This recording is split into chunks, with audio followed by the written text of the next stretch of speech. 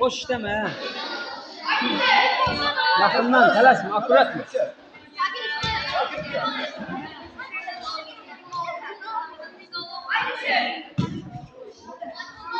Aldat yanlardan, boş yok.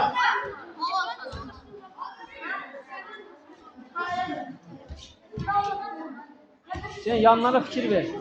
Karşıla onu. Gecikti.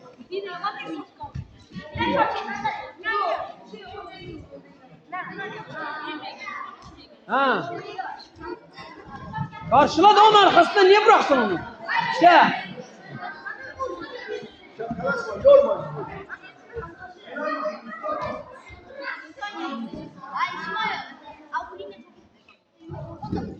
Niye bırakırsan Hüseyin onu? Boşunu niye bıraksan sen?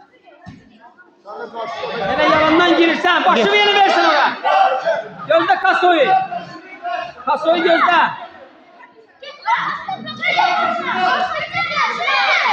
Ra. Ora bak ora, ora bak ora.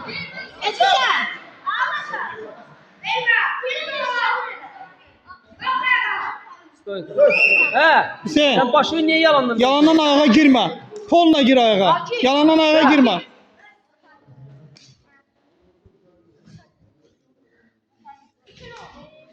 Yalandan girme ayağa. Sen yakınlaş da kaçırsan da. Verimizden kalıbı indi seni gözlürsen de onu gözlürsün. Gir ayağa saklama. Gir ayağa. Tek ver ona. Yukarıdan da işte her şey işte. Gir ayağa basalım bir yanı. Gir. Yokla la. Ha boşal böyle.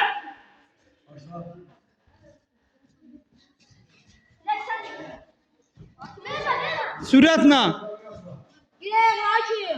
Gör pasını bağlı.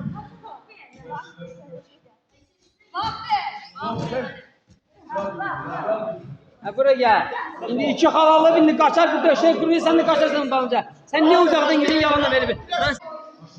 Çöktüler.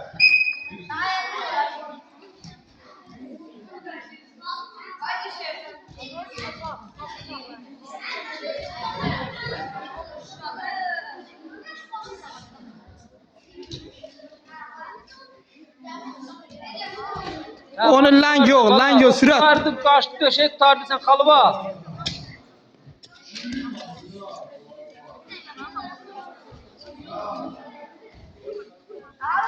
Hele akla gider de. Hayır. Bıraksın onu yine. Yine hamsi bütün fender yarım çıktı ya.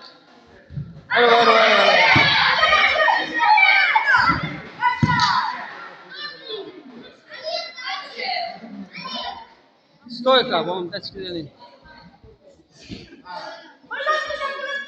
Saklat onda. Sen hala gelirsen.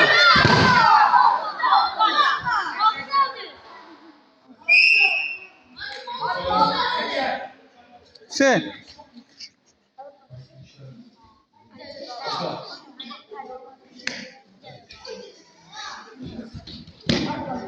İndi növbə sənindir. Şu.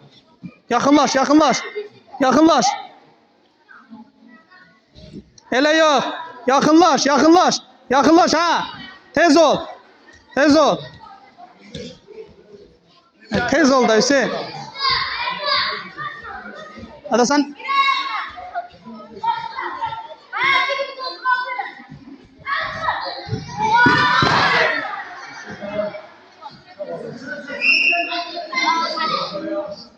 Sen diyenler böldürü işte.